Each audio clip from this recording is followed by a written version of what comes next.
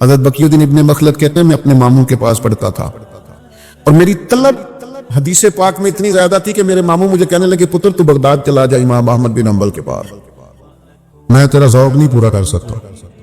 فرماتے میں دریا پہ بیٹھا آنے کے لیے تو رستے میں طوفان آ گیا، وہ میں بچھڑا قافلے سے ایک جزیرے پہ چلا گیا، 1 مہینہ بغیر کھائے پیے گزارا، پھر کوئی سہارا ملا تو بغداد پہنچے۔ جو بغداد آئے تو پتہ چلا کہ امام احمد بن حنبل پر تو بادشاہ نے بڑی سختی کر دی ہے، گھر میں نظر بند کر دیا ہے۔ میں نے کچھ لوگوں سے پوچھا چلو مجھے شیخ کے گھر کا راستہ ہی کوئی بتا دے، ان کا سختی بڑی ہے، اشارہ بھی نہیں کر سکتے، کرفیو نافذ ہے۔ شیخ فرماتے ہیں ایک شخص کی میں نے منت کی، کہنے لگا انگلی کا اشارہ نہیں آنکھ کا اشارہ کروں گا، یہ گھر ہے امام احمد بن حنبل۔ کہتے ہیں وہ گھر دکھا کے چلے گئے، میرے پھٹے ہوئے کپڑے، کئی دنوں کا سفر، کبھی کھانا ملتا کبھی نہ ملتا، میں نے سوچا دروازے تک کیسے جاؤں، ارد گرد تو پولیس کھڑی ہے۔ پھر میں نے ایک تجویز سوچی، کپڑے پھاڑ لیے، ٹوپی اتار لی، مانگنے والا کاسا گلے میں ڈال لیا، تینوں لب دے آپ گواچے، سانو اپنی خبر نہ کوئی، ساتھوں تے پارے نہیں ککھ گلی جاندے، ہن تے آخ دے لوگ شدائی، ننگ نموس دا ساڑ کے چولا، گل پہنے تاج گدائی، سجنا اسی اپنا آپ گوایا تاں یار نے جاتی پائی۔ فرماتے میں ایک ایک دروازے مانگنے لگا، سجنا یار منون دی خاطر اساں کی پیس بٹائے۔ فرماتے مانگتے مانگتے امام احمد بن حنبل کا دروازہ آیا اور میں نے صدا لگائی فقیر ہوں، دور سے آیا ہوں، کوئی مہربانی ہو جائے۔ کہتے ہیں شیخ باہر تشریف لائے فقیر کو دینے کے لیے، اور جب 1 دینار وہ میرے کاسے میں ڈالنے لگے، چھوڑ دیں جی مہربانی کریں، اتنی مزیدار بات ہو رہی ہے کیوں دخل دے رہے ہیں آپ، بات سنیں۔ فرماتے ہیں کہ جب وہ 1 دینار ڈالنے لگے تو میں نے ہاتھ پکڑ کے چوم لیا اور پھر میرے آنسو جو بہے تو میں نے کہا میں وہ والا فقیر نہیں جو پیسے لینے آیا ہوں، میرے پھٹے ہوئے کپڑے دیکھیں، میں روز فقیر بن کے آیا کروں گا، آپ محمد عربی کی چند حدیثیں سنا دیا کریں۔ کہتے ہیں امام صاحب نے بھی نظر اٹھا کے دیکھا، طالب علموں، کچھ طالب علم بھی ایسے ہوتے ہیں جو استاد کا دل کرنے لگتا ہے میں تیاری کر کے آؤں، یہ مجھ سے سوال پوچھتا ہے۔ کچھ طلباء بھی ایسے ہوتے ہیں جن کی وجہ سے نا تھوڑا دل کرتا ہے کلاس میں بیٹھنے کو۔ شیخ فرماتے ہیں کئی مہینے میں فقیر بن کے جاتا رہا اور کئی مہینے میں کاسا آگے کر کے حدیثیں سنتا رہا، پھر حالات بدل گئے، حالات بدل ہی جاتے ہیں۔ کچھ لوگ الفاظ کے گورکھ دھندے میں رہتے ہیں، عمل نہیں کرتے، وہ بھی بڑی بوجھ زندگی گزارتے ہیں، بوجھ۔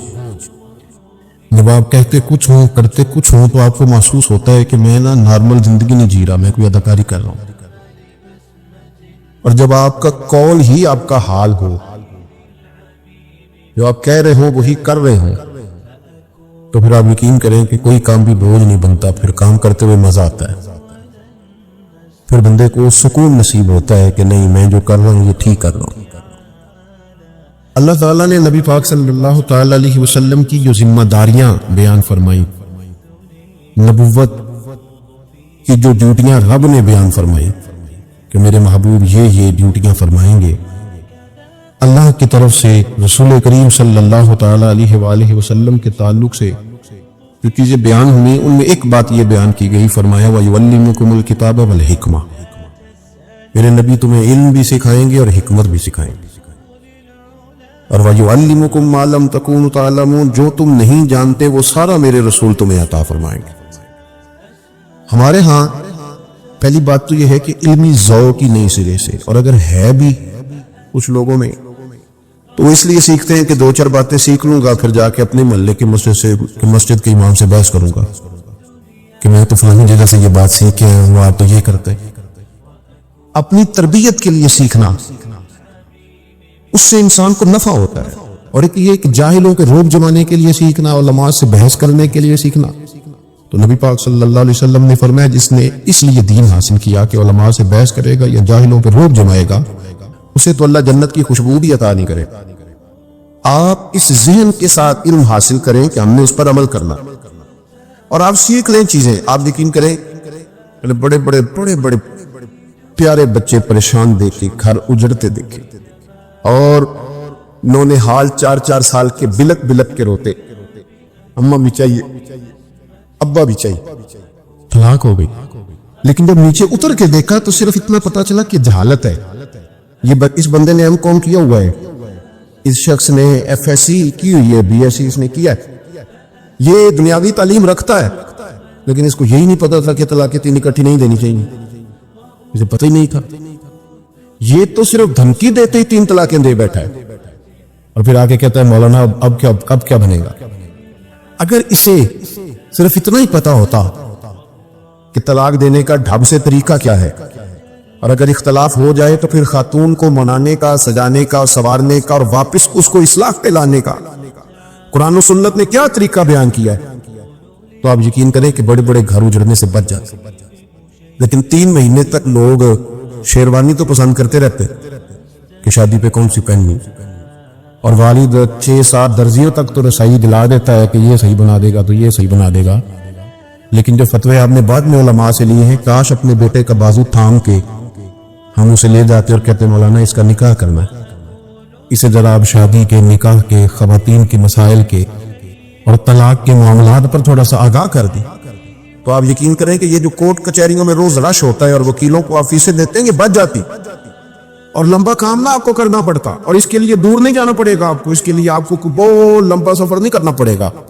میں دعوے سے کہتا ہوں اہل سنت کے چمن میں جتنی بہار ہے, آپ اپنے محلے کے امام کے پاس بھی جائیں گے تو انشاءاللہ رسول اللہ کے دین سے آپ کا سینہ منور کرے گا. ہم نے یہ کیا ہے کہ سیکھا نہیں, ہم آگے نہیں بڑھے. اور یہ بات یاد رکھ لیں, جب آپ کوئی دین کی بات سیکھ لیتے ہیں تو فوراً آپ عمل کریں نہ کریں, ایک وقت ایسا ضرور آتا ہے کہ جب آپ وہ کام کرنے لگتے ہیں تو بات آپ کے ذہن میں آتی ہے کہ یار مولانا صاحب نے یہ بتایا تھا, مفتی صاحب نے یہاں یہ ذکر کیا تھا, یہ میں نے سنی ہوئی ہے بات. آپ کے ایک دفعہ وہ حاشیہ خیال سے ٹکرا جائے تو وہ آپ کو نفع دیتے. نبی پاک صلی اللہ تعالی علیہ وسلم لوگوں کو علم سکھاتے, حضور علم کا شوق پیدا کرتے. نبی پاک صلی اللہ تعالی علیہ وسلم جب کسی سے راضی ہوتے نا, حضور کسی سے راضی ہوتے, ادھر دیکھنا میری طرف, ہم نہ پتہ کیا کرتے, ہم نوٹوں کی اور ووٹوں کی اور بڑی بڑی دعائیں دیتے ہیں کہ اللہ کرے تو بڑا آدمی بن جائے. حضرت عبداللہ ابن عباس فرماتے ہیں ایک دن میرا بڑا ہی دل کیا کہ میں اپنے قریب رسول کی کوئی نوکری نہ کروں, تو میں نے منت کی کہ مجھے موقع دیا جائے. کہتے مجھے موقع ملا تو میں نے محبوب کے استنجا وضو کے لیے پانی رکھا. اللہ کرے میری ملت کے جوانوں کو سمجھ آئے کہ خدمت سے بھی دعائیں ملتی ہیں اور پھر دعاؤں سے علم آتا ہے. حضرت عبداللہ ابن عباس کہتے ہیں میں نے جا کر کے نا پانی رکھا وضو کے لیے, سرکار نے نا وہ پانی دیکھا تو فرمایا کہ حضور جانتے تھے کہ یہ انداز کس کا ہے. فرمایا آج بلال نے نہیں رکھا, یہ آج کس کا رنگ ہے؟ تو عرض کی کہ یا رسول اللہ یہ عبداللہ ابن عباس نے رکھا ہے.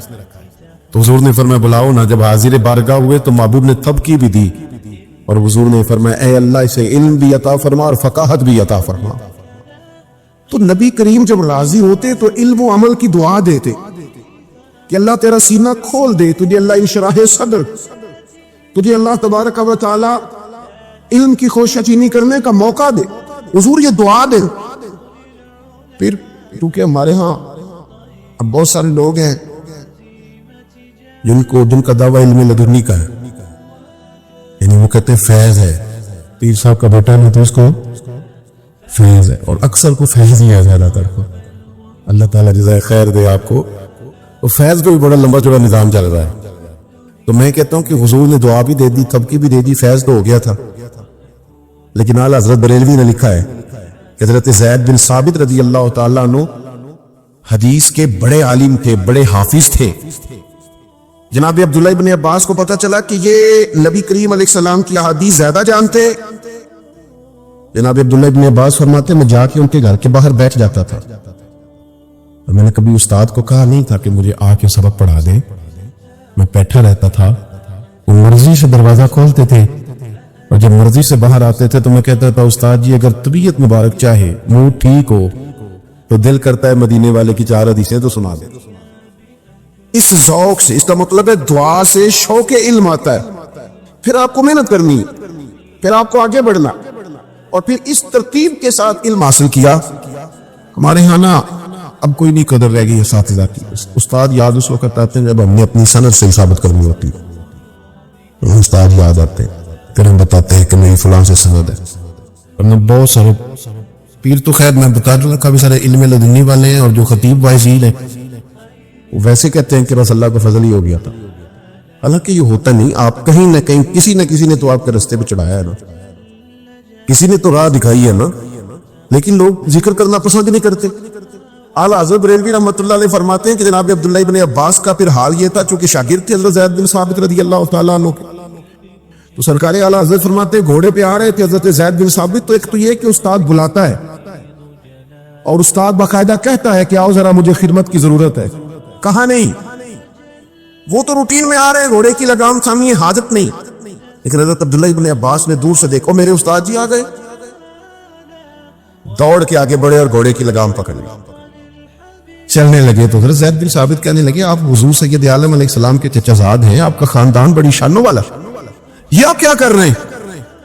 جوانوں اس بات کو سمجھنا، بڑی منصوبہ بندی کر کے تمہیں علماء سے دور کیا گیا ہے، اور اس کا نقصان یہ ہوا ہے کہ سمجھدار نوجوان کو بھی دعائے قنوت نہیں آتی، سیانے بچوں کو بھی. یعنی ایسا نہیں ہے کہ وہ لوگ سمجھدار نہیں، یعنی مذہب کے ساتھ پیار کرنے والے بھی ضروری چیزوں سے بھی آگاہ نہیں. کیوں کہ علم تو آئے گا عالم کے پاس بیٹھنے سے، اور وہاں سے تو آپ کو دور کر دیا گیا. اس کے بارے میں تو بڑا خوفناک آپ کو منظر بتایا گیا. حضرت زید بن ثابت رضی اللہ تعالیٰ عنہ نے لگام تھام لی گھوڑے کی، تو حضرت عبداللہ ابن عباس نے تھام لی. تو جناب زید بن ثابت کہنے لگے یہ آپ کیا کر رہے ہیں؟ تو جناب عبداللہ ابن عباس کا جملہ بڑا شاندار ہے. آپ فرمانے لگے حضور ہمیں سکھایا گیا ہے کہ علماء کا ادب کرنا ہے، جو کچھ کر رہا ہوں یہ سیکھا ہوا کر رہا ہوں، ہمیں سکھایا گیا ہے. جب یہ لفظ کہے تو جناب زید بن ثابت بھی گھوڑے سے نیچے اتر آئے اور اپنے شاگرد کا حضور کے چچا زاد سیدنا عبداللہ ابن عباس کا ہاتھ پکڑ کے چوم لیا. کہنے لگے استاد جی آپ یہ کیا کر رہے ہیں؟ فرمانے لگے ہمیں بھی سکھایا گیا ہے کہ خاندان رسول کا ادب کرتا ہے. تو ایک تو یہ کہ علم کا شوق پیدا کریں، ایک یہ کہ اپنے اساتذہ کی قدر کریں. اور یہ بڑا مزیدار کام ہے. اگر آپ کے سر پہ کوئی ہے نہ ہوئے کہنے والا تو آپ بڑے شاندار لوگ ہیں. کبھی کبھی بندہ تنگ آ جاتا ہے ہاتھ چنوا کے بھی، میں صحیح کہہ رہا ہوں. کبھی کبھی تابع داری کرا کے بھی بندہ. میرے استاد جی نے مجھے فون کیا، کہنے لگے پرسوں کہاں ہو؟ میں نے کہا جی آپ حکم کریں. کہنے لگے پنڈی جانا ہے. میں نے صرف اتنا پوچھا، میں کہ استاد جی اتنے کی کام ہے؟ کہنے تینوں وضاحت دینا میں ضروری نہیں سمجھتا. لوگ بڑی تعریفیں کرتے ہیں، ہمارے ساتھ بڑا پیار کرتے ہیں، پر انہوں نے جو کہا نا میں ضروری نہیں سمجھتا. تو آپ یقین کریں کہ ساری رات بات کی ٹھنڈک محسوس ہوتی رہی. ہمارے ایک بزرگ ہیں، ان کی والدہ 100 سال کی عمر کے بعد غالباً 118-17 سال کی عمر میں انتقال کر دیں. بابا جی کی اپنی عمر تقریباً 70 سال سے اوپر ہے. ان کے بچے مجھے کہنے لگے ابا جی جمعہ آپ کے پاس پڑھتے ہیں، اتنا روتے ہیں ساری رات ہی روتے رہتے ہیں. آپ ان سے کہیں کہ اماں ماشاءاللہ حد ہو گئی ہے. تو میں نے ان سے کہا، میں نے کہا بزرگوں مطلب آپ کے بچے پریشان ہو گئے، چلی گئی ہیں والدہ، تو صبر حسن ہے دین کا، تو آپ بس کریں. تو انہوں نے مجھے بڑی انوکھی بات کی. کہنے لگے حضرت جی جس دن کی اماں گئی ہے نا میں بوڑھا ہو گیا ہوں. میں نے کہا کیا مطلب؟ کہنے لگے میری 70 سال سے زیادہ عمر ہے. جب میں کھا رہا تھا تو میری اماں پوچھتی تھی منڈیا آ گیا، منڈے نے روٹی دیو، تو کہتے تھے بتائیں مجھے امی کو منڈا کہے گا. تو ماں کے سامنے مجھے محسوس ہوتا تھا کہ میں جوان ہوں. طبعا آپ کے جب استاد ہوتے ہیں تو اس کا مطلب یہ ہوتا ہے کہ ابھی آپ جوان ہیں، ابھی آپ میں طاقت ہے. اس لیے کہ بڑا وہ ہوتا ہے جس کا کوئی بڑا ہوتا ہے، اور جس کا کوئی بڑا ہی نہ ہو وہ کس طرح بڑا ہوگا؟ علم کا شوق پیدا کرے. اور طلباء سے علماء سے نہیں. قرآن مجید نے کہا کہ یعلمکم الکتاب والحکمہ، دین سکھائیں پر تھوڑا دانائی کے ساتھ، حکمت کے ساتھ. حکمت اصل. قاضی اعجاز رحمت اللہ علیہ نے شفا شریف میں لکھا ہے ایک بدو نبی کریم صلی اللہ علیہ وسلم کی بارگاہ میں حاضر ہوا اور اس نے کچھ مانگا. بیچارہ دیہاتی تھا، سادہ آدمی تھا، بھی آداب نہیں آتے تھے، سارے لوگوں کو نہیں پتا ہوتا. ایک صاحب نے ٹائم مانگا اور ٹائم انہوں نے اس طرح مانگا آ کے ادارے میں. کہنے لگے پرسوں ساڑھا جلسہ ہے ذرا آ جائے آدھے گھنٹہ پراتے. تو بچہ غصہ کر گیا. میں نے کہا یار تو فضول پہ غصہ کر رہا ہے. وہ بیچارے کا یہ شعبہ ہی نہیں، اسے پتہ ہی نہیں کہ مولوی بھی تھوڑا جب مصروف ہو سکتے نہیں. تو وہ تو بیچارہ سادہ آدمی ہے، جو کہہ رہا ہے وہ اپنی دانش کے مطابق ٹھیک کہہ رہا ہے. تو اس میں غصے والے اسے سمجھائیں کہ یہ باقاعدہ ایک مرتب کام ہوتا ہے، کچھ چند ماہ پہلے چلے یہ چیزیں بنتی ہیں، تو آپ اسے سمجھائیں. ڈانٹ دیں گے اس کو کیا پتا بیچارے کو. फटाफट फतवा ना लगाएं, जाने कब मार दे कोई मुझे काफिर करके, शहर का शहर मुसलमान बना बैठा है। आप फटाफट ना जेब के अंदर से फतवा निकाल के लाएं, पहले किसी को कायल तो कर लें, उसको समझा तो लें, फिर ना माने तो बात अलग है। तो बद्दू ने आके सवाल किया कि या रसूल अल्लाह सल्लल्लाहु अलैहि वसल्लम कुछ दे। हुजूर ने कुछ दिया। सहाबा फरमाते हैं कि चूंकि सादा था, उसे पता ही नहीं था, आदाब भी नहीं आते थे। माज़ अल्लाह सुमा माज़ अल्लाह, नकले कुफ्र, कुफ्र न बाशर। कहने लगा मैं तो बड़ी तारीफ सुन के आया था, तो आपने क्या दिया है? हजरत उमर ने तलवार निकाल ली, फरमाया गर्दन उड़ाऊंगा। हुजूर ने फरमाया उमर जरा ठहर जा। सरकार घर ले गए, जितना दिया था फिर डबल करके दिया, फिर थोड़ा और दिया। फरमाया आप तेरा क्या हाल है? कहने लगा सोनिया, मैंने तूफान में भी हवा इतनी तेज नहीं चलती देखी जितनी आपकी सखावत तेज चलती है, कमाल हो गए। हुजूर फरमाया ये बात बाहर जाके भी कह दोगे? फिर हिकमत भी बयान की। अब बात सुनेंगे तो दिल ठंडा हो। ये बात बाहर जाके कह दोगे इसलिए कि जब तुमने कहा था ना नहीं देते, तो सहाबा को तकलीफ हुई थी। जब तुम कहोगे ना बड़ा देते हैं तो गुलामों के कलेजे ठंडे हो जाएंगे, कह दोगे? उसने कहा जी कह दूंगा। वो बाहर आया, राज कहने लगा कमाल हो गई, दुनिया मैंने भी बड़ी देखी है पर ऐसी सखावत कोई नहीं देखी। ये रंग। अब अल्लाह के रसूल सल्लल्लाहु अलैहि वसल्लम फरमाने लगे उमर अगर तुम इसे पहले कत्ल कर देते जो उसने कहा था तो ये दोज़ख में जाता, और जो कुछ अब कह रहा है गोया इस अकीदे पे जाएगा तो रब इसे जन्नत अता करेगा। और हुजूर फिर एक मिसाल दी, फरमाया मेरी और तुम्हारी मिसाल उस आदमी की तरह जिसकी ऊँटनी भाग गई थी, नाक से नकेल निकल गई थी, लोग दौड़े उसे पकड़ने के लिए, किसी ने नेजा मारा, किसी ने डंडा मारा, जख्मी हो गई पर काबू ना आई। अल्लाह करे कि ये बात आपकी समझ में आए। करीम महबूब फरमाते हैं फिर उसका अपना मालिक आ गया। उसने लोगों से कहा पीछे हटे, तुम्हें क्या पता हो। थोड़ा सा चारा उठाया, जमीन से ऊँटनी को दिखाया, वो दौड़ी आई, पुश्त पे हाथ फेरा, बगैर किसी की मदद से के नाक में नकेल डाली, फिर ऊँटनी पे सवार हुआ और जाती दफा कहने लगा लोगों तुमने बड़ी तकलीफ दी है मेरे जानवर को, ये ऊँटनी मेरी है, इसे संभालने का तरीका भी मुझे ही आता है। गोया हुजूर फरमा रहे हैं उमर ये उम्मत मेरी है, किस तरह करके इन्हें खैर देनी है ये तरीके भी रब ने मुझे ही अता फरमाए हैं। आप जब ना हिकमत के साथ दीन फैलाएंगे ना, मेरे पास वक्त ज्यादा नहीं है, हालांकि ज़ौक़ का निज़ाम और तरह का। आला हज़रत बरेलवी का एक फतवा है कि जुमे की जो अजान होती है ना वो इमाम के बिल्कुल सामने नहीं देनी चाहिए, बाहर दरवाजे पे दे। पता है आपको? अच्छा जितने होंगी है ना इमाम अगे उस वेले लड़ना पे आज जाके, मैंने पहले कह दिया है कि मसला इसलिए ना सुना करो कि जाके लड़ाई करनी है।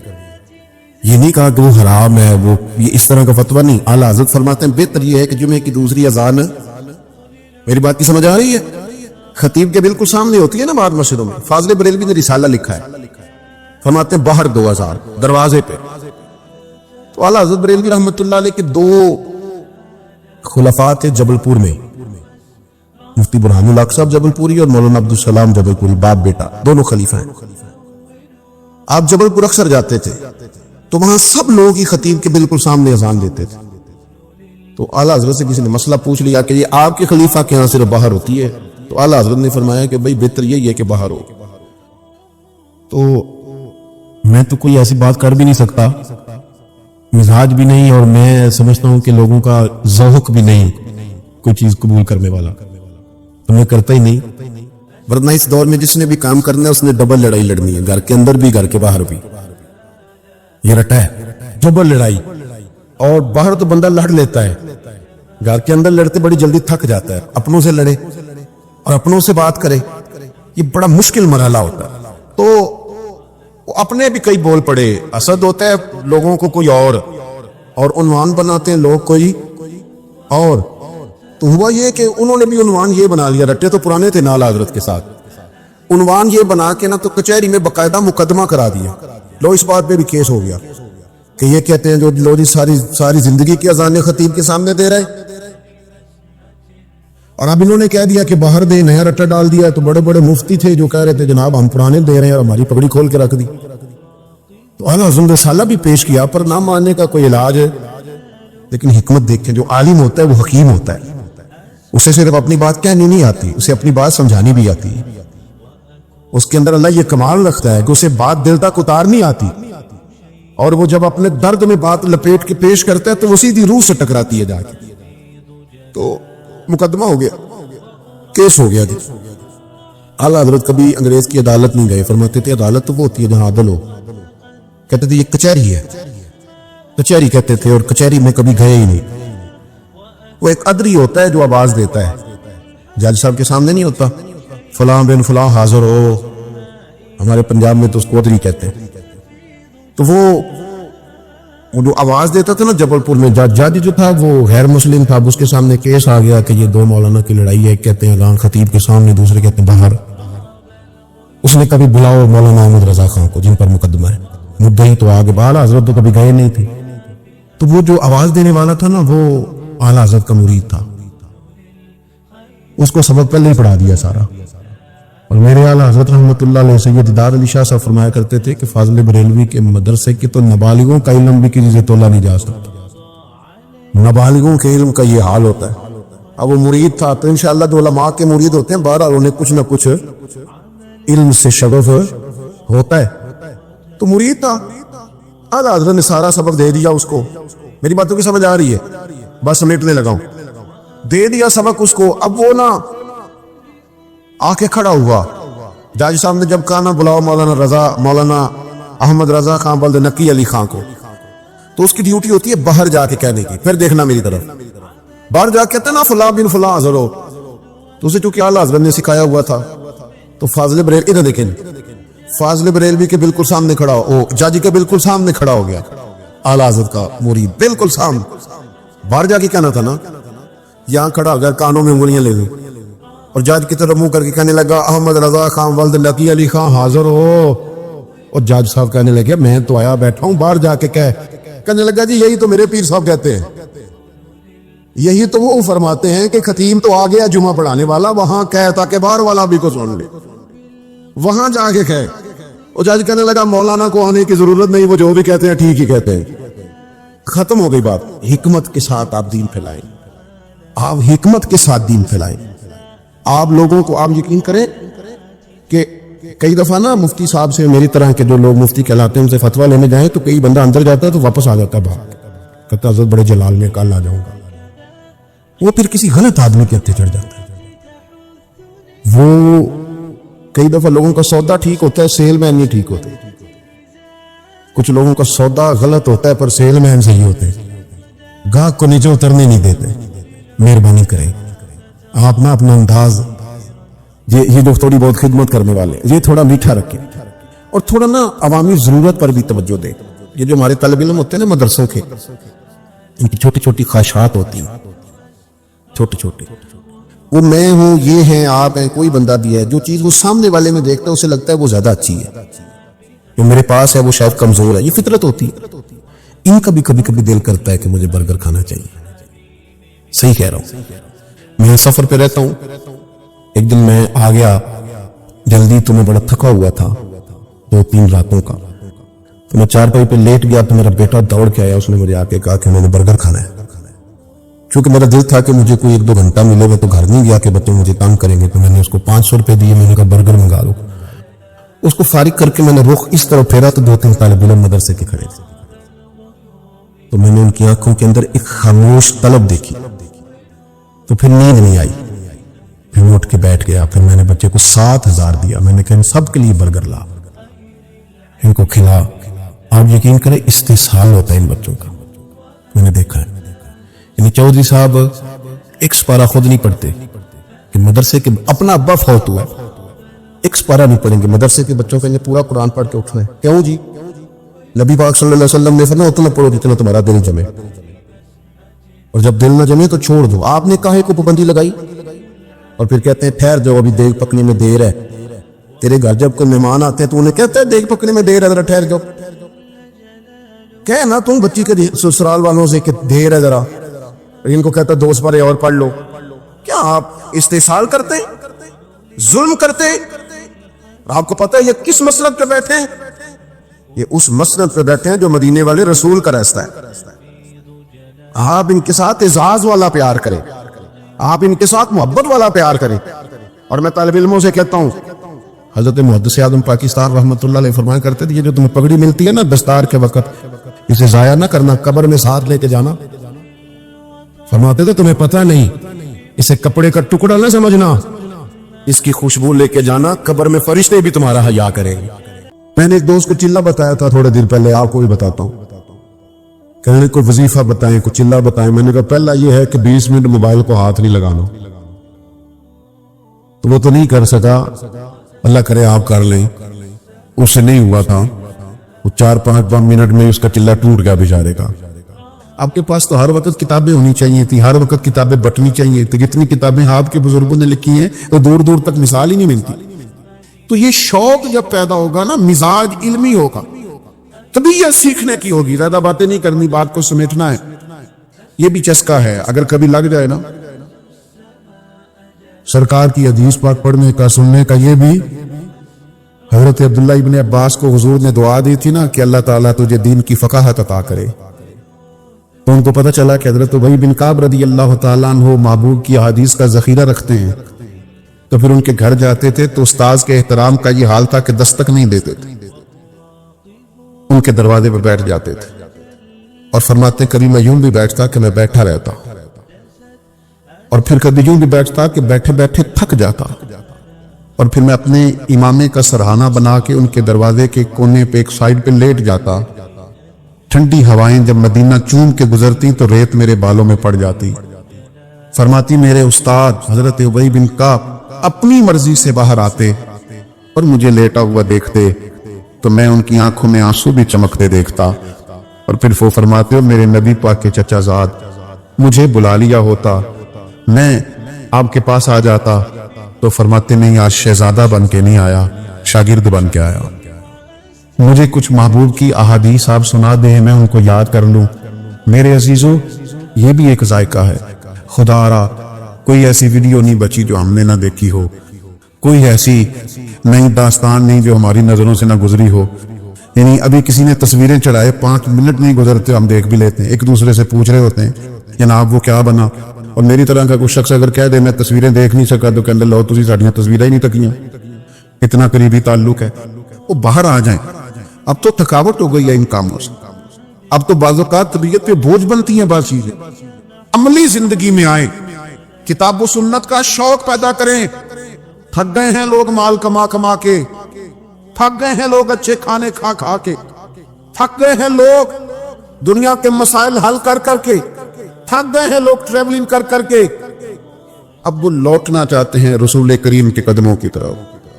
بے چینیاں بڑھ گئی ہیں، پریشانیاں بڑھ گئی ہیں، ذہنی آوارگی بڑھ گئی، حالات کنٹرول سے نکل رہے ہیں، دنیا واپس گنبد خضرا کی طرف لوٹنا چاہتی ہے۔ دینداروں کی ذمہ داریاں بڑھتی جا رہی ہیں، انہیں دینی ذوق اور دینی علم کے فروغ کے لیے جدید تقاضوں کے مطابق منظم جدوجہد کرنی پڑے گی۔ اور وہ طبقہ جس کے بارے میں میرا اور آپ کا خیال ہے کہ یہ بالکل بھی دین سے دور ہے، ہم کچھ 7-8 گھنٹے والی ایک فلائٹ میں موجود تھے، تو میرا خیال یہ تھا کہ یار یہ سارے لوگ شاید دنیا دار ہیں، تو میرے موبائل میں کچھ قرآن مجید ہے تو میں شاید دیکھ رہا ہوں، تو ایک نوجوان ہم نے ایسا بھی دیکھا جس نے بال پیچھے سے باندھ رکھے، پونی پہنی ہوئی، اور اس کی حالت یہ تھی کہ پینٹ شرٹ بھی چلو لوگ پہنتے ہیں پر کچھ زیادہ ہی اس نے جدید پہن لی تھی۔ تو وہ بعض لوگ ہنس بھی رہے تھے، اور اللہ تعالیٰ مجھے معاف کرے میں بھی پڑھتے پڑھتے تھوڑا سا مسکرایا، لیکن پھر بعد میں ڈھیر سارے لوگوں نے میری طرح سجدہ صاف کیا جب وہ بظاہر فیشن میں لدا ہوا نوجوان اور ساتھ والی سیٹ پر بیٹھتے ہی سیٹ بیلٹ باندھتے ہی جب اس نے اپنی فائلوں کے اندر سے قرآن مجید نکالا، انہیں پڑھنا شروع کیا، تو میں بھی کہہ رہا تھا نہیں بھئی یہ اجارہ داری کوئی نہیں، یہ کسی کے گھر کی لونڈی کوئی نہیں، یہ توفیق ہے، وہ کریم جس کو چاہتا ہے عطا فرما دیا کرتا۔ آپ یہ مت سمجھیے کہ یہ بگڑا ہوا جوان ہے، یہ قریب نہیں آئے، آپ اس کے اندر ذوق تو پیدا کریں، اس کا دل تو دھڑک رہا ہے، دل اگرچہ جان گزل ہے کروں کیا کہ دل ہے، غم عشق اگر نہ ہوتا تو غم روزگار ہوتا، ان کو عشق کا غم نہیں لگا تو روزگار کا لگ گیا ہے، انہیں غم عشق لگائیے لگ جائے گا، یہ تو تیار بیٹھے ہیں، کوئی ہے ہی نہیں جو آ کے چنگاری سلگا دے۔ مجھ سے ناراض نہ ہوئیے گا، میں کہہ چکا ہوں اختلاف حسن ہوتا ہے، لیکن وہ جو ہمارے پاس آئے بیٹھے ہیں وہ دین سیکھنے آئے، ہمارے آپسی اختلاف سننے نہیں آئے، وہ ہم سے یہ پوچھنے نہیں آئے کہ میاں وہاں کیا ہوا اور وہاں آپ گئے تھے تو وہاں کیا ہوا۔ وہ کہتے ہیں یار یہ جھگڑے تو باہر بھی ہم چھوڑ کے آئے،